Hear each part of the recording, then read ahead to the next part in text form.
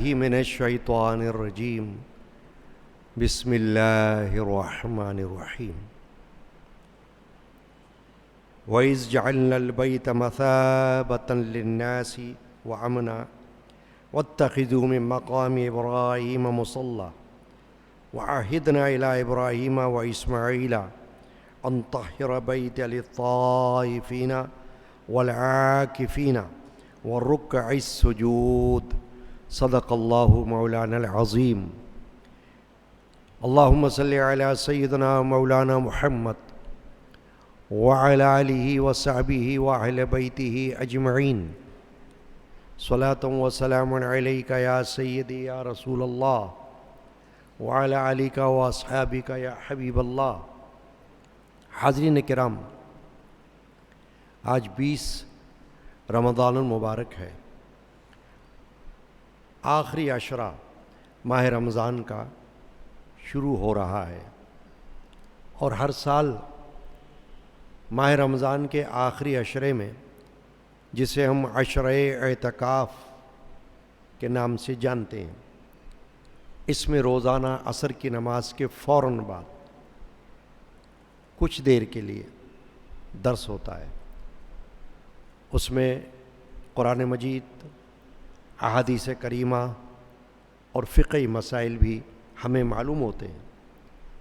آج چونکہ ابتدا ہے اور اعتکاف شروع ہو رہا ہے، اس لیے مسنون اعتکاف کے فضائل و احکام پر گفتگو مقصود ہے، چونکہ لوگ آج ہی کی شام سے مساجد میں اعتکاف کے لیے بیٹھیں گے، خواتین اپنے گھروں میں اعتکاف کے لیے بیٹھیں گی، تو انہیں اعتکاف کے مسائل، احکام، فضائل یہ جاننا ضروری ہے۔ قرآن مجید میں اعتکاف کا ذکر موجود ہے، اور احادیث شریفہ میں کئی احادیث ہیں جن میں اعتکاف کا ذکر موجود ہے۔ اسی سے اعتکاف کے فضائل ہمیں معلوم ہوتے ہیں۔ یہ جو میں نے آیت کریمہ تلاوت کی، سورۃ البقرہ کی آیت ہے، آیت نمبر 125، جس میں اللہ نے فرمایا، اور جب ہم نے کعبہ کو لوگوں کے لیے عبادت گاہ اور امن کی جگہ بنایا، مقام ابراہیم کو نماز کی جگہ بناؤ، اور ہم نے ابراہیم اور اسماعیل سے عہد لیا کہ میرے گھر کو طواف کرنے والوں اور اعتکاف کرنے والوں اور رکوع کرنے والوں اور سجدہ کرنے والوں کے لیے پاک رکھو۔ یہ آیت کریمہ کی میں نے تلاوت کی ہے اس وقت، اور ترجمہ بھی آپ نے سن لیا۔ اس میں والعاکفین کا لفظ ہے، تو والعاکفین سے مراد ہے اعتکاف کرنے والے۔ جب تک کہ قیامت تک لوگ اعتکاف کرتے رہیں گے حرم شریف میں، اس کی طرف اشارہ ہے۔ اور پھر عالم اسلام میں جہاں جہاں مساجد میں اہل ایمان مسلمان اعتکاف کے لیے بیٹھیں گے، ان سب کے لیے یہ آیت شریفہ نص قرآنی ہے۔ یعنی اعتکاف کوئی نئی ایجاد نہیں ہے، بلکہ جب قرآن مجید کا نزول ہوا تو آپ سن رہے ہیں کہ اسی میں اللہ تبارک و تعالی نے اعتکاف کی آیت شریفہ نازل فرما دی۔ اس کے علاوہ اور بھی آیات ہیں ان میں بھی اعتکاف کا ذکر ملتا ہے، اور پھر احادیث شریفہ میں ذکر ملتا ہے۔ پھر حضور نبی کریم رؤوف الرحیم رحمت العالمین شافی المذنبین صلی اللہ تعالی علیہ وآلہ وسلم نے بذات خود اعتکاف فرمایا، اور ہر سال اعتکاف فرمایا۔ چنانچہ یہ اعتکاف ہمارے لیے مسنون کہلاتا ہے۔ مسنون کا معنی سنت مبارکہ، رسول اکرم علیہ الصلاۃ والسلام کی۔ البتہ یہ اعتکاف جو عربی زبان کا لفظ ہے اور اس کے معنی ہے ٹھہرنا، رکنا، چونکہ مسجد میں ٹھہرا جاتا ہے، مسجد میں رکا جاتا ہے، اور نیت اعتکاف کی ہوتی ہے، اس لیے اس کو اعتکاف مؤکدہ، سنت مؤکدہ علی الکفایہ کہا جاتا ہے۔ تو سنت مؤکدہ تو اس لیے ہو گئی کہ حضور اکرم علیہ الصلاۃ والسلام نے ہر سال اعتکاف فرمایا، اور علی الکفایہ وہ اس طرف اشارہ ہے کہ کسی بستی، کسی محلہ، کسی علاقے میں چند افراد بھی اگر اعتکاف کر لیں علاقے کی مسجد میں، تو باقیوں پر سے یہ ذمہ ساقط ہو جاتا ہے، یعنی کفایت کرتا ہے۔ لیکن کوئی ایک شخص بھی اگر اعتکاف میں نہ بیٹھے کسی محلے سے، کسی علاقے سے، تو سب پر گناہ ہوتا ہے اور سب ذمہ دار ہوں گے۔ چنانچہ کفایہ کا مطلب یہ ہے کہ یہ وہ عبادت ہے کہ جو کفایت کرنے والی ہے دوسروں کو، کہ اگر ایک شخص بھی اعتکاف کر لے گا تو باقی چھوٹ جائیں گے، لیکن کوئی بھی نہیں کرے گا تو سب پکڑے جائیں گے۔ تو اب الحمدللہ مساجد میں کثرت کے ساتھ لوگ اعتکاف کرتے ہیں۔ اعتکاف کی 3 اقسام ہیں، 3 قسمیں۔ ایک تو یہی جو آخری عشرے میں اعتکاف میں آپ بیٹھتے ہیں، جس کو ہم سنت الاعتکاف علی الکفایہ کہتے ہیں، یہ سنت اعتکاف کہلاتا ہے۔ یہ ہر ماہ رمضان میں 20 تاریخ سے لے کر عید کا چاند ہونے تک رہتا ہے۔ اب چاہے عید کا چاند 29 کو ہو جائے،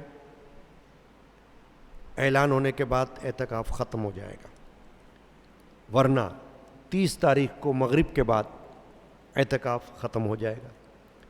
تو یہ تو وہ اعتکاف ہے جس کو ہم کہتے ہیں مسنون اعتکاف، جس میں آپ حضرات یہاں پر شامل ہیں۔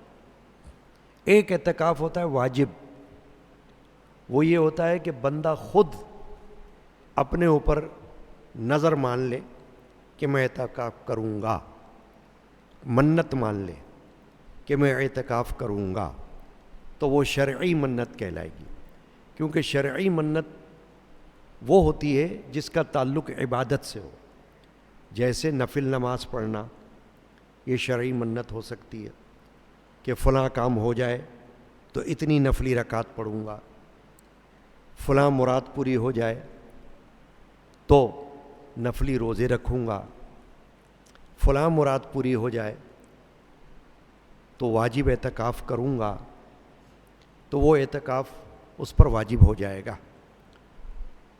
اب مسنون اعتکاف اور واجب اعتکاف، ان دونوں کی شرائط ایک سی ہیں کہ ان میں روزہ شرط ہے کہ روزہ رکھنا ہے، اور ایک ہے نفلی اعتکاف۔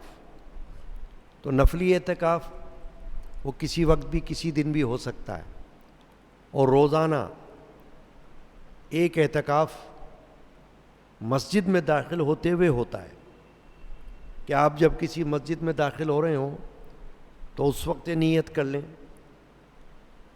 کہ نویت سنت الاعتکاف، کہ میں اعتکاف کی نیت کرتا ہوں۔ اب آپ جب مسجد میں داخل ہو جائیں گے تو جتنی دیر مسجد میں رہیں گے، چاہے نماز پڑھ رہے ہوں یا نہ پڑھ رہے ہوں، تلاوت قرآن کر رہے ہوں یا نہ کر رہے ہوں، مگر آپ جب تک مسجد میں بیٹھیں گے آپ کو نفلی اعتکاف کا ثواب مل جائے گا۔ یعنی مستحب ہے. اور پھر آپ کے لیے اس مسجد میں سونا، کھانا، پینا یہ جائز ہو جائے گا، کیونکہ ویسے عام حالات میں مسجد میں بلا ضرورت سونا اور بلا ضرورت کھانا پینا اس کو مکروہ کہا گیا ہے، یعنی ناپسندیدہ. ضرورت کی بنا پر جائز ہوتا ہے، یا کوئی کھانے پینے سے پہلے اعتکاف کی نیت کر لے تو کھانا پینا اور سونا بھی جائز ہو جائے گا. مسجد میں داخل ہوتے ہوئے اعتکاف کی نیت کر کے داخل ہو جائے تو کھانا پینا سونا جائز ہو جائے گا، اور جتنی دیر وہ بیٹھے گا اتنی دیر ثواب حاصل کرے گا، اجر و ثواب. تو یہ 3 اقسام ہو گئیں اعتکاف کی. ان تینوں میں اجر و ثواب ہے. جس کو جیسا موقع ملے وہ اعتکاف کی نیت کر کے شامل ہو جائے. یہ جو مسنون اعتکاف ہے جس کا ذکر اس وقت کرنا مقصود ہے، اس میں نیت شرط ہے. جیسے روزے میں نیت شرط ہے، جیسے نماز میں نیت شرط ہے، جیسے حج میں نیت شرط ہے، جیسے عمرے میں نیت شرط ہے، ایسے ہی اس اعتکاف میں نیت.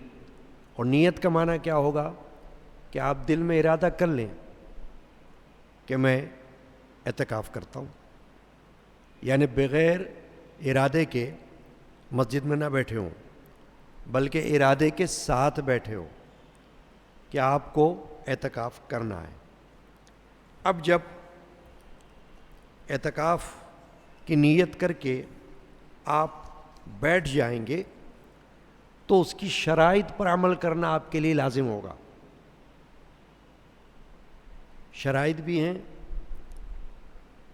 آداب بھی ہیں، احکام بھی ہیں.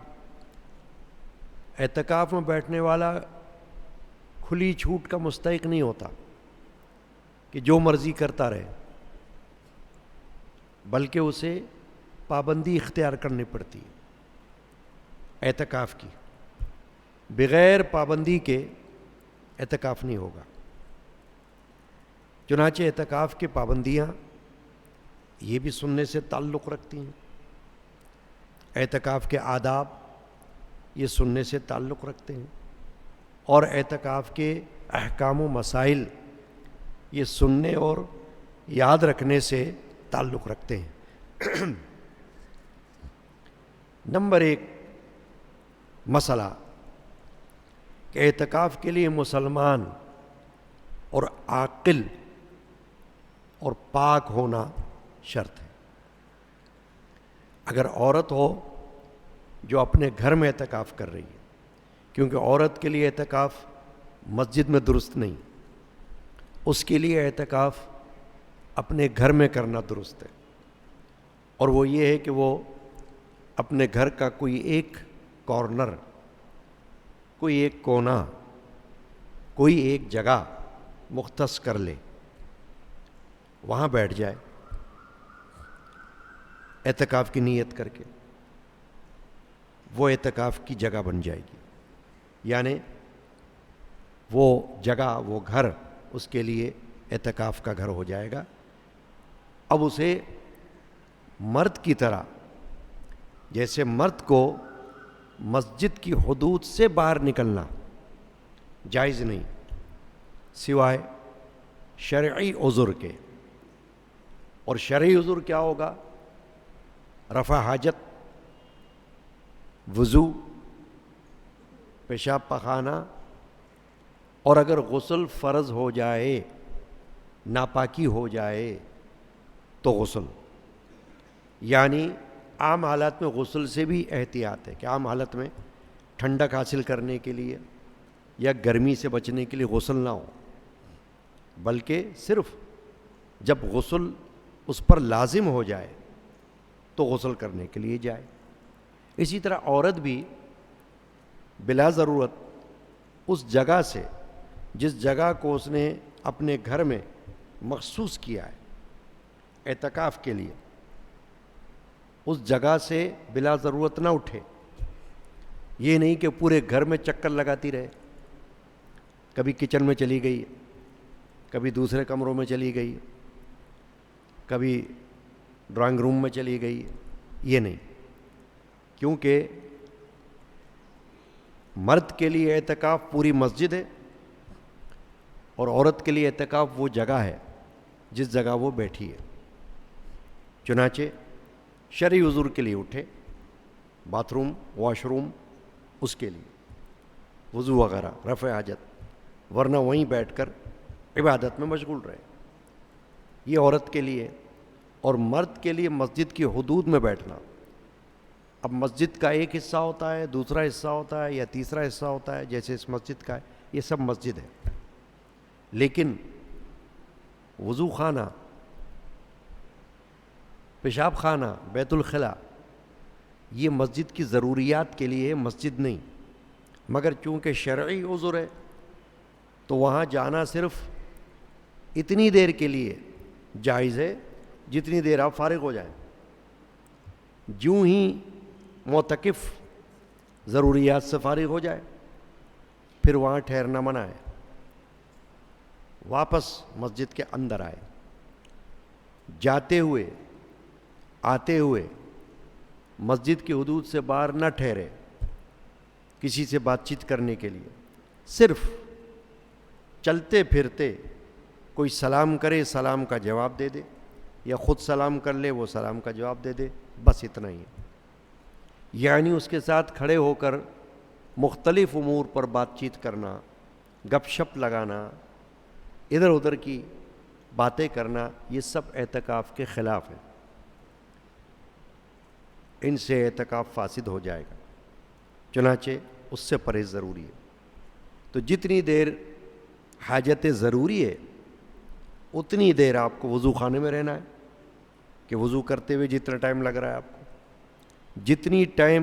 جتنا وقت لازم غسل میں، غسل جنابت وغیرہ، پاکی کا غسل، اس میں جتنا ٹائم لگے گا اتنا ٹائم آپ کو وہاں لگانا ہے، بیت الخلاء میں جتنا ٹائم لگ سکتا ہے بس اتنا ٹائم لگانا ہے، اس کے بعد سیدھے واپس مسجد میں آنا ہے۔ اب مسجد کا حجرہ وہ مسجد نہیں ہوتا، کمرہ جو بیٹھک کے لیے ہوتا ہے وہ مسجد نہیں ہے، تو وہاں جانا منع ہے۔ مسجد کے آتے میں مزارات شریف بنی ہے، اس میں اوپر چڑھنا منع ہے، کیونکہ وہ جگہ مسجد نہیں، وہ مزارات کے لیے مختصر ہے، مقبرہ ہے۔ تو جہاں ایسا ہو وہاں یہ خیال رکھنا ہے کہ مسجد کے اندر اندر رہے، فاتحہ بھی پڑھنی ہو مسجد میں کھڑے ہو کر پڑھے، مزار کے اوپر نہ چڑھے، کوئی چڑھ بھی رہا ہو اس کو روک لے، کوئی معتکف بے خیالی میں مزار پہ جانا چاہ رہا ہو اوپر تو اسے رکا لے کہ یہیں کھڑے ہو کر پڑھو آپ۔ تو گویا کہ حدود مسجد وہ معتکف کے لیے لازم ہے، ادھر ادھر حدود سے باہر قدم نہ نکالے، اگر اس طرح قدم نکال لیا چلا گیا تو اعتکاف فاسد ہو جائے گا۔ اس کے علاوہ معتکف ایک تو نیت ہو گئی، نیت شرط ہو گئی، دوسرے یہ کہ معتکف حدود مسجد میں رہے، حدود مسجد سے صرف شرعی تقاضوں کے علاوہ باہر نہ جائے، اور تیسری بات یہ ہے کہ اگر مکان پہ، اس کا مکان بالکل قریب ہو اگر، تو اس میں اگر رفع حاجت کے لیے جاتا ہے اور مکان اگر ایک سے زیادہ ہوں تو پھر یہ دیکھنا ہوگا کہ کون سا مکان نزدیک ہے، ایک دور ہے ایک نزدیک ہے، تو جو نزدیک ہوگا اس میں جانا ضروری ہے، دور میں نہیں۔ یہ اس صورت میں کہ اگر جانا پڑ جائے رفع حاجت کے لیے گھر میں، تو پھر جو متصل گھر ہوگا، نزدیک گھر ہوگا، اس پہ جا سکتا ہے۔ شرط اس میں بھی وہی ہوگی کہ وہاں سوائے شرعی حاجت کے بالکل نہ رکے، نہ کسی کے ساتھ بیٹھ کر وہاں بات چیت کرے، وہاں پر وقت نہ لگائے، یہ ہے۔ ایک اور بات ہے، بیمار کی عیادت کو نہ جائے، نہ تیمارداری نہ عیادت، کسی جنازے میں نہ جائے، سوائے اس کے کہ اگر کسی ایسے قریبی رشتہ دار کا جنازہ ہو، بھائی بہن، بیٹا بیٹی، ماں باپ، جس پہ جانا بہت ضروری ہے تو جائے گا، مگر اعتکاف ٹوٹ جائے گا، اس لیے کہ اعتکاف چاہے بھول کر کوئی جائے چاہے جان بوجھ کر جائے، حدود سے باہر جائے گا تو اعتکاف ٹوٹ جائے گا۔ تو جہاں تک ممکن ہو بیمار کی عیادت یا نماز جنازہ کے لیے بھی نہ جائے، یہیں سے بیٹھ کر دعائے مغفرت کرے، ادھر سے بیٹھ کر دعائے شفا کرے، اللہ تعالیٰ کے بارگاہ میں قبول ہوگی انشاءاللہ۔ تو معتکف کو ان باتوں کا بھی خیال رکھنا ہے کہ وہ نہ کسی کی خیریت پوچھنے جا سکتا ہے، نہ کسی اور عیادت یا نماز جنازہ کے لیے جا سکتا ہے۔ اگر جائے گا تو وہ اعتکاف اس دن کا ٹوٹ جائے گا، پھر اس کو رمضان کے بعد اس ایک دن کی قضا کرنی ضروری ہوگی، جس دن کا اس نے اعتکاف توڑ دیا یا ٹوٹ گیا، تو بقیہ دنوں میں اعتکاف مکمل کرے، اور اس دن کا اعتکاف رمضان المبارک کے بعد کرے۔ اسی طرح ڈاکٹر کے پاس اگر جائے گا تو اعتکاف ٹوٹ جائے گا، دوا منگوا سکتا ہے، منگوا کے استعمال کرے، یا ڈاکٹر کوئی یہاں آ جائے، مثال کے طور پر معتکف کے پاس آ کر معائنہ کر لے، دوا دے دے تو ٹھیک ہے۔ تو یہ باتوں کا خیال رکھنا ضروری ہے۔ اور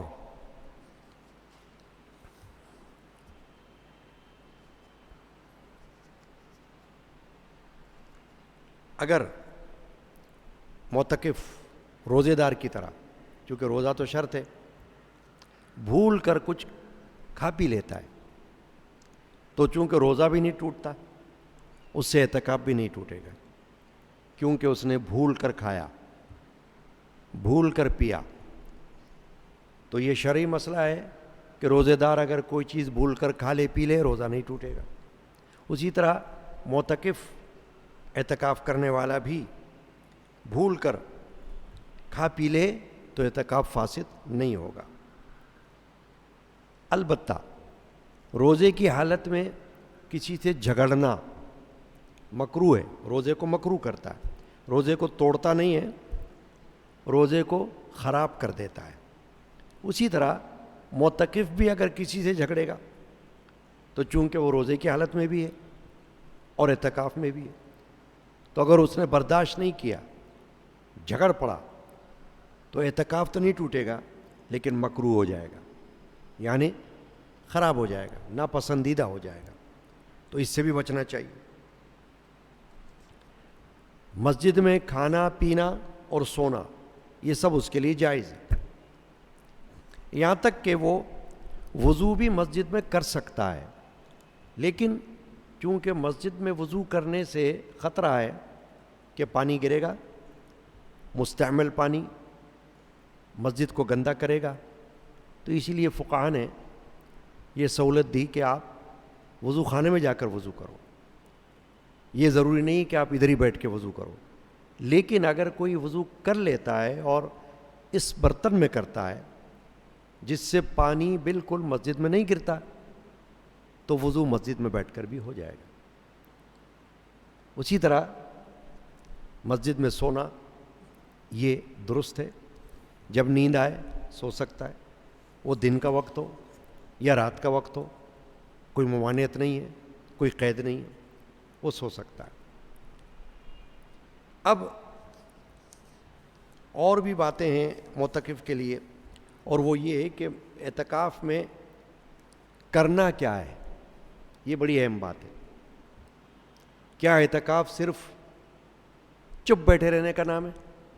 نہیں، اگر کوئی یہ سمجھتا ہے کہ بس مجھے کرنا تو کچھ بھی نہیں، چپ بیٹھا رہنا ہے بس، تو یہ ممنوع ہے، کیونکہ اعتکاف چپ رہنے کی نیت سے نہیں کوئی کیا جا رہا، اعتکاف عبادت کی نیت سے کیا جا رہا ہے، اور عبادات کے اندر بہت ساری عبادات داخل ہیں۔ فرض نماز پڑھنا، اگر معتکف لیٹا رہے نماز نہ پڑھے تو گناہ گار ہوگا، اعتکاف کام کا نہیں اس کے، کیونکہ اعتکاف سنت ہے، پھر وہ بھی وہ سنت ہے جو اگر ایک بھی بندہ کر لیتا ہے تو باقی سب پر سے سنت ختم ہو جاتی ہے، ذمہ اٹھ جاتا ہے۔ اس کے مقابلے میں فرض نماز فرض ہے، تو اگر کوئی نماز نہ پڑھے صرف اعتکاف کر لے تو بیکار ہے، اس کو ثواب نہیں ہے۔ تو نماز پڑھنا فرض نماز جماعت کے ساتھ لازم ہے۔ اگر کوئی شخص کسی ایسی مسجد میں بیٹھا ہے، کیونکہ اعتکاف ہر مسجد میں ہو سکتا ہے، مساجد کا لفظ قرآن مجید میں آیا، تو مسجد تو کوئی بھی ہو سکتی ہے، مگر افضل کیا ہے کہ اس مسجد میں اعتکاف کرے جس میں 5 وقتہ نماز باجماعت ہوتی ہو، جس میں جمعہ ادا کیا جاتا ہو، تاکہ معتکف فرض نمازیں بھی جماعت سے پڑھے اور جمعہ بھی ادا کرے۔ کیونکہ آپ دیکھیں اگر ایسا نہ ہو تو اسے جمعہ کے لیے جانا پڑے گا۔ اگر اس نے کسی ایسی مسجد میں اعتکاف کر لیا جہاں پہ جمعہ ہوتا ہی نہیں ہے تو اعتکاف تو ہو جائے گا، مگر اسے جمعے کے وقت اٹھنا پڑے گا، قریب کی مسجد میں جانا پڑے گا جہاں جمعہ ہوتا ہو، وہاں خطبہ اور نماز یہ اس کو حاصل کرنا ہوگی، پھر اس کے فوراً بعد اس کو واپس اس مسجد میں آنا ہوگا جہاں اعتکاف کرنے کے لیے بیٹھا ہے۔ تو اس سے بہتر یہ ہے کہ آپ ایسی مسجد میں اعتکاف کریں جس میں 5 وقتہ نماز باجماعت ہو رہی ہو اور ہر جمعہ ادا کیا جا رہا ہو، تو آپ کو وہیں بیٹھے بیٹھے نمازیں بھی ملیں گی، فرض نمازیں، اور جمعہ بھی ملے گا۔ اب ایک اور بات ہے کہ ہمیں کیا کرنا ہے۔ یہ تو معلوم ہو گیا کہ چپ نہیں بیٹھنا، صرف کہ بس چپ بیٹھے رہے، یہ ممنوع ہے۔ ہمیں عمل کرنا ہے، اعمال، فرض نمازیں ہو گئیں۔ اب اگر کسی کی قضا نمازیں رہتی ہوں تو قضا نمازیں پڑھے، فرض سنت واجب کے علاوہ کی بات ہو رہی ہے۔ جو فرض نمازیں وہ فرض ہیں، جو سنتیں ہیں وہ سنتیں پڑھنا ہے، جو واجب ہے عشاء کی وتر واجب پڑھنا ہے۔ لیکن اگر کسی کے اوپر نمازیں قضا ہیں تو وہ ایسے وقت میں کہ جب مکروہ وقت نہ ہو نماز کے لیے، اس وقت وہ قضا نمازیں پڑھتا رہے۔ پہلی فجر کی نماز جو قضا ہوئی ہو اس کی نیت کر کے قضا فرض پڑھے، پہلی ظہر اس نیت سے ظہر پڑھے، پہلی عصر اس نیت سے عصر پڑھے، پہلی مغرب اس نیت سے مغرب پڑھ لے، پہلی عشاء اس نیت سے عشاء پڑھ لے۔ تو گویا کہ جو قضا نمازیں ہیں وہ بھی اعتکاف کے دنوں میں بہت بہتر ہیں، نوافل سے زیادہ قضا نمازیں بہتر ہیں۔ ہاں اگر قضا نمازوں کے ساتھ ساتھ نفلی نماز بھی آپ پڑھ رہے ہو، جیسے قضا پڑھ لی نفل پڑھ لی، قضا پڑھ لی نفل پڑھ لی، تو درست۔ اس کے علاوہ تلاوت قرآن پاک جتنا ہو سکے قرآن مجید کی تلاوت کرے، چاہے قرآن مجید کا دور مکمل کر رہا ہو یا ویسے تلاوت کر رہا ہو، کرے۔ سورتیں یاد کرنا ہو قرآن مجید کی نماز میں پڑھنے کے لیے تو ان دنوں سے فائدہ حاصل کر کے سورتوں کو یاد کرے، آیات کو یاد کرے، تاکہ نمازوں میں پڑھنے کے کام آئیں، کیونکہ یہ وقت ہے آپ کے پاس صرف عبادت کے لیے، فضولیات کے لیے تو ہے ہی نہیں یہ وقت۔ اب تلاوت قرآن پاک آپ ایک تو قرآن پاک کو ہاتھ میں لے کر کرتے ہو، اور ایک یہ کہ آپ زبانی کرتے ہو۔ اگر کوئی حافظ ہے تو زبانی بھی تلاوت ہو سکتی ہے، مگر دیکھ کر پڑھنا افضل ہے۔ قرآن مجید کو دیکھ کر پڑھنا زبانی پڑھنے سے افضل ہے، کیونکہ اس میں دوہرا اجر ہے، ایک قرآن پاک دیکھ کر پڑھنے کا اور ایک ہاتھ سے چھونے کا۔ تو قرآن پاک کو دیکھ کر پڑھنے میں چونکہ نظر بھی کام آ رہی ہے، آنکھیں، تو آنکھوں کو بھی ثواب مل رہا ہے، زبان کام آ رہی ہے پڑھنے میں تو زبان کو ثواب مل رہا ہے، اور ہاتھ قرآن مجید کو چھونے میں اور قرآن مجید کو پکڑنے میں کام آ رہے ہیں تو ہاتھوں کو بھی ثواب مل رہا ہے، ہاتھوں کا صدقہ ہو رہا ہے۔ اس کے علاوہ موبائل فون پر بھی قرآن مجید پڑھا جا سکتا ہے، موبائل فون پر۔ تو موبائل فون کا استعمال اعتکاف کے دوران میں اس بات کے لیے جائز ہے کہ آپ قرآن پڑھو، آپ اس میں سے حدیث پڑھ لو۔ فالتو کام کے لیے موبائل فون منع ہے، یعنی آپ فیس بک نہ دیکھو، آپ کوئی اور یوٹیوب نہ دیکھو، جب تک کہ آپ کو یہ معلوم نہ ہو کہ آپ اس پر کیا دیکھ رہے ہو۔ اگر یہ پتہ ہو کہ آپ قرآن کی کوئی چیز دیکھ رہے ہو، آپ حدیث کی کوئی بات دیکھ رہے ہو، آپ فقہ کی کوئی بات دیکھ رہے ہو، آپ تفسیر کی کوئی بات دیکھ رہے ہو، آپ اور کوئی موضوع اسلام کا، ایمان کا ایسا پڑھ رہے ہو جو موبائل پر موجود ہے تو جائز ہے۔ تو اب کیا معلوم ہوا کہ موبائل پر سوائے عبادت کی چیزوں کے باقی کوئی چیز دوران اعتکاف جائز نہیں ہے۔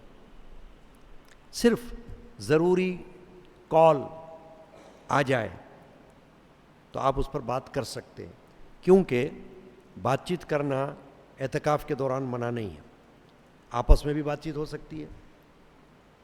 کوئی غیر معتکف مسجد میں آ گیا ملنے کے لیے آپ سے، اس سے بھی آپ بات چیت کر سکتے ہو۔ تو اسی طرح موبائل پر بھی آپ بات کر سکتے ہو، مگر وہی بات ہے کہ فالتو باتیں نہیں، کام کی بات کوئی ہے، کوئی اطلاع، کوئی خبر، کوئی ضروری بات موبائل پر سننا یا کرنا یہ ہو سکتا ہے، ورنہ موبائل کی اجازت بھی نہیں ہے۔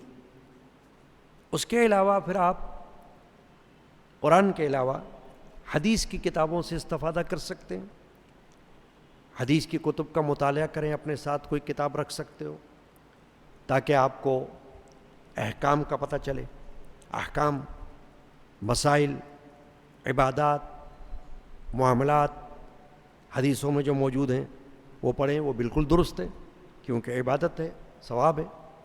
قرآن پڑھنا، حدیث پڑھنا، فقہ کا کوئی اصول سیکھنا، فقہ کی باتیں سیکھنی، تفسیر سیکھنی، یہ بالکل درست ہے۔ آپ اعتکاف کے دنوں میں جب چاہو اس سے فیض حاصل کر سکتے ہو، اس کو استعمال کر سکتے ہو۔ اولیاء اللہ کی حکایات، صالحین امت کی باتیں جن سے انسان کو پتہ چلتا ہے نیکیوں کا، بدیوں کا فرق، عبادات کا پتہ چلتا ہے، ریاضات کا پتہ چلتا ہے، اخلاق کا پتہ چلتا ہے، آداب کا پتہ چلتا ہے، وہ آپ پڑھ سکتے ہو۔ یا موبائل پر اگر آپ صالحین کی حکایت پڑھنا چاہو، اس کے لیے موبائل کا استعمال جائز ہے، کیونکہ ثابت ہو گیا کہ آپ اچھی چیز پڑھ رہے ہو، نیک بات پڑھ رہے ہو، تعلیم حاصل کر رہے ہو، تو یہ آپ کر سکتے ہو۔ اور تسبیحات، تسبیح، سبحان اللہ، تحمید، الحمدللہ، تہلیل، لا الہ الا اللہ، تکبیر، اللہ اکبر، یہ سب تسبیحات، اس سے فائدہ اٹھائیں۔ خالی وقت میں لیٹے لیٹے بھی تسبیح پڑھ سکتے ہیں آپ۔ تسبیح کے لیے کوئی خاص وضع قطع لازم نہیں، آپ لیٹے لیٹے اللہ کا ذکر کریں۔ یعنی اگر آپ کو تھکاوٹ محسوس ہو رہی ہے، آپ لیٹے ہوئے ہو، آپ چاہتے ہو کہ میں لیٹے ہوئے بھی فارغ نہ رہوں، لیٹے ہوئے بھی میں بیکار نہ رہوں، تو آپ اپنے ہاتھوں کی انگلیوں پر یا تسبیح پر لیٹے لیٹے ذکر اذکار کرتے رہیں، استغفار، توبہ اللہ کی بارگاہ میں گناہوں سے، کھلے چھپے چھوٹے بڑے، قصد بلا قصد جو گناہ آپ کے علم میں ہیں ان سے توبہ، وہ آپ زیادہ سے زیادہ کریں اعتکاف میں، استغفار پڑھتے رہیں۔ یا اب ایک اور عمل ہے، وہ ہے دعا۔ دعا خود عبادت ہے، الدعاء هو العبادہ، حدیث پاک میں فرمایا گیا کہ دعا عبادت ہے۔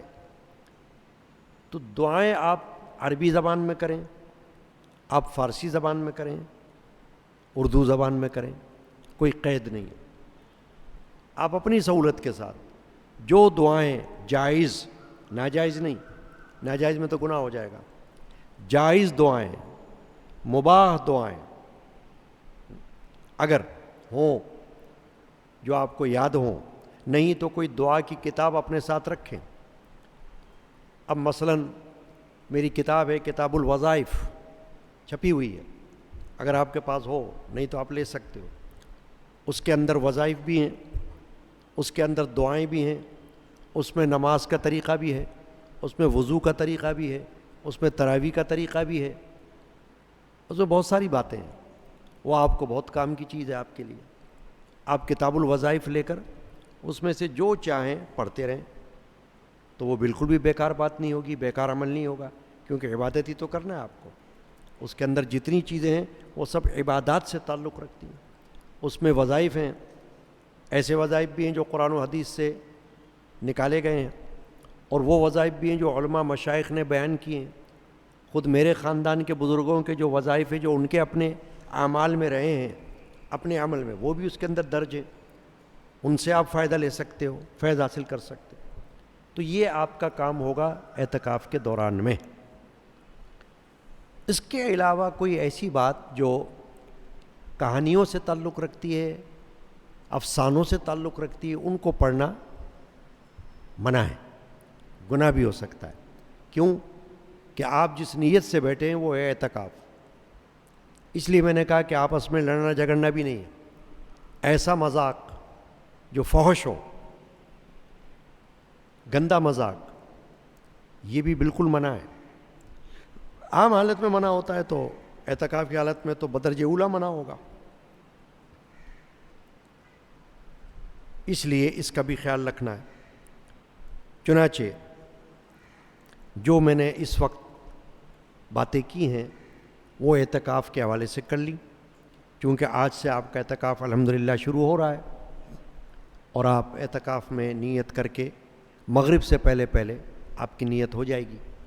اگر اس وقت نہیں بھی ہے تو مغرب کا وقت شروع ہونے سے پہلے پہلے آپ کو اعتکاف کی نیت کر لینی ہے، اور پھر آپ بیٹھ گئے اعتکاف میں۔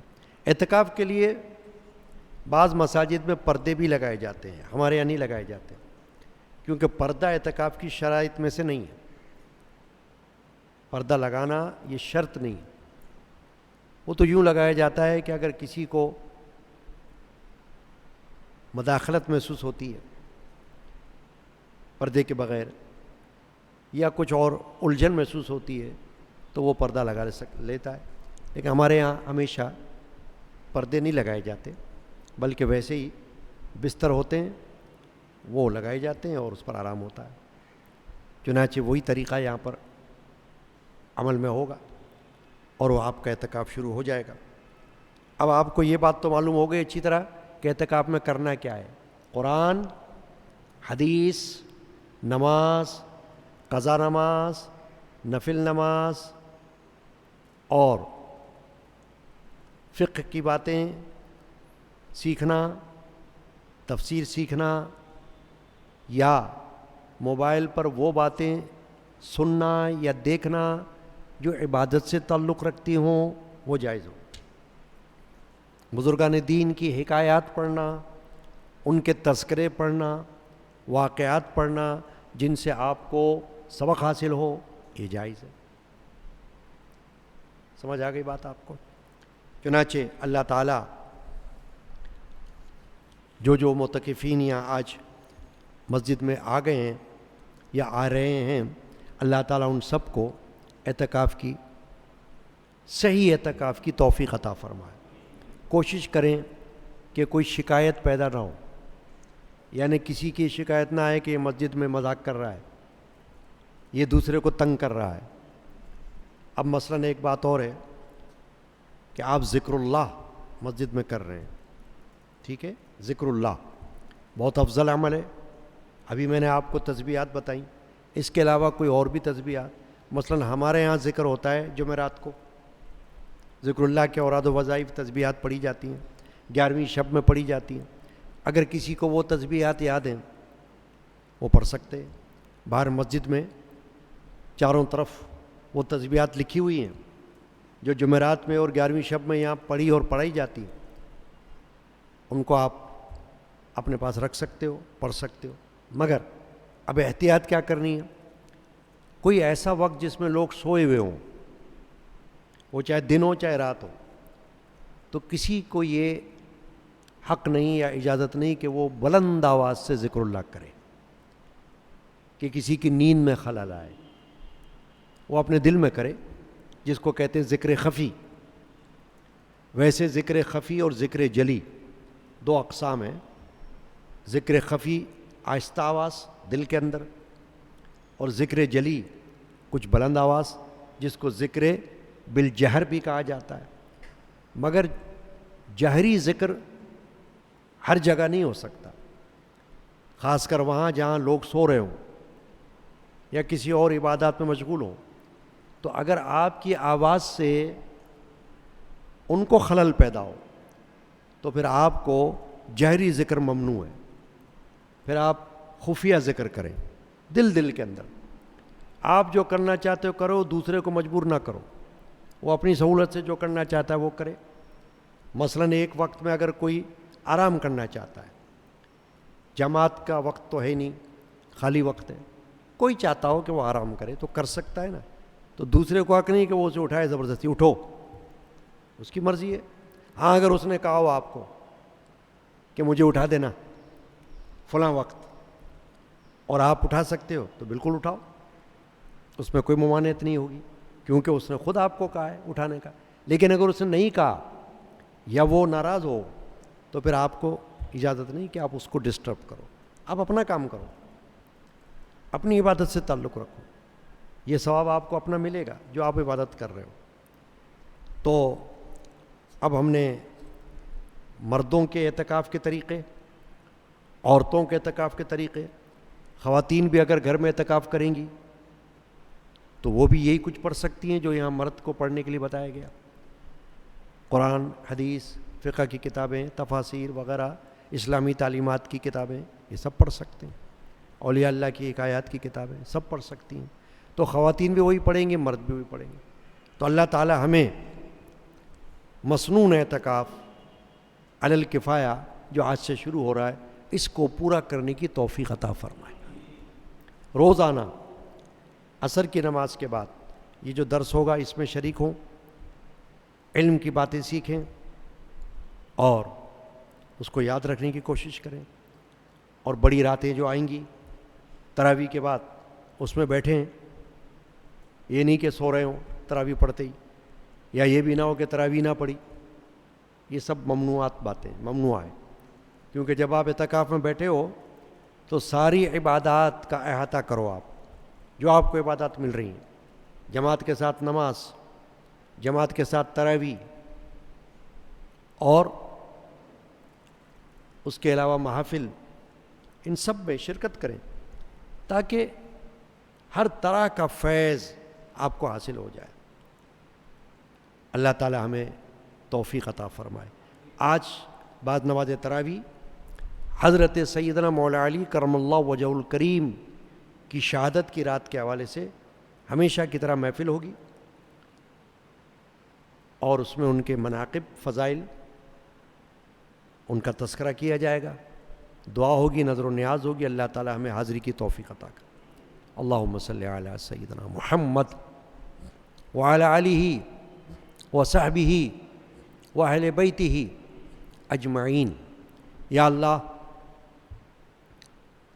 آج کے درس میں جو حاضری ہماری ہے اس کو قبول فرما، جو کچھ ہم نے سنا یا جو کچھ پڑھا گیا اسے قبول فرما، روزانہ درس کی ہم کو شرکت کی توفیق عطا کر۔ اے اللہ